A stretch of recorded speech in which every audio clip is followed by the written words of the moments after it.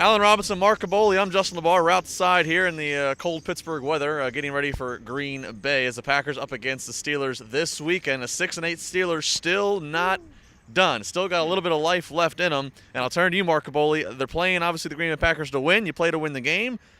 You're playing, I guess, still for playoffs, and you're playing for contracts, right? Yeah, we hear a lot about these professional athletes saying they need to put it on tape. So that's why they don't give up. That's why they want to play all the time. And you look, going into this last two games, you might think it might not mean. By the time they get on the field on Sunday, they could be eliminated. It depends on the 1 o'clock game. But there's still a lot to play for a handful of guys. You're looking at guys like Ziggy Hood. You're looking at guys like Jason Worlds, Emmanuel Sanders, Ryan Clark. These are all guys that might not be around next year, but they can make a paycheck by putting it on tape these last 2 weeks. So that's a huge motivating factor. And when you think about it, Ziggy Hood finally getting a chance to come back, he was number one pick. He didn't play very well over his 4 years here, so he has a chance to show that he could be a part of this team, part of this solution. Same with some of the other guys. So while it might not look like it's very meaningful to us as a 6-8 game, it's very meaningful, especially to a guy like Jason Worlds. He's making a ton of money for himself. All of a sudden, all the cards are in Jason Worlds' back pocket now. It wasn't like that six weeks ago. So this game means a lot to a lot of people in that field, just not the superstars.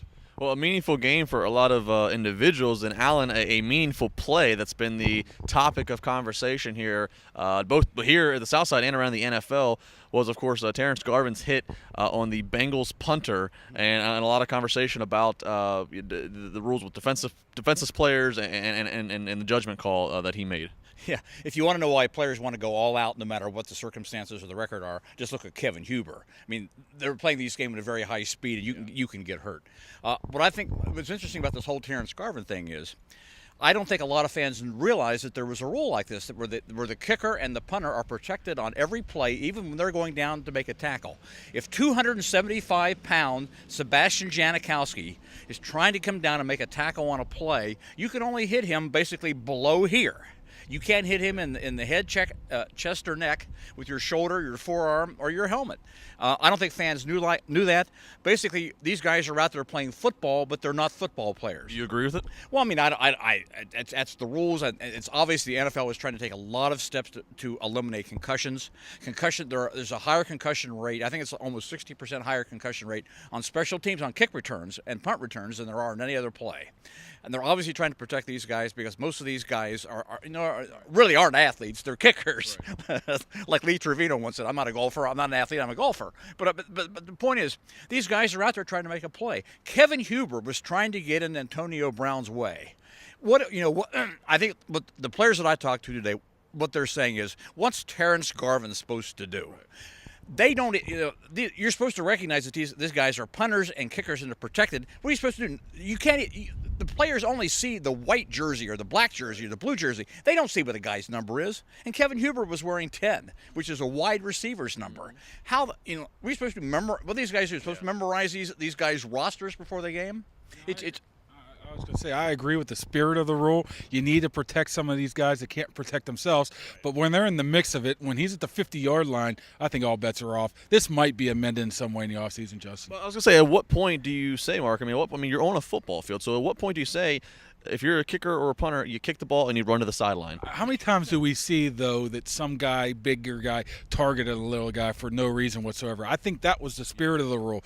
This is not the spirit of the rule. He's trying to make a tackle. You see Sean Swisham in there making tackles a lot, too. So I think that it's not how the rule should be applied. I think the refs made it the right call. That's not going to do Terrence Garvin any good. Yeah, hey, Justin, something else you used to see too. You used to see sometimes punters and kickers actually run off the field after That's what I mean.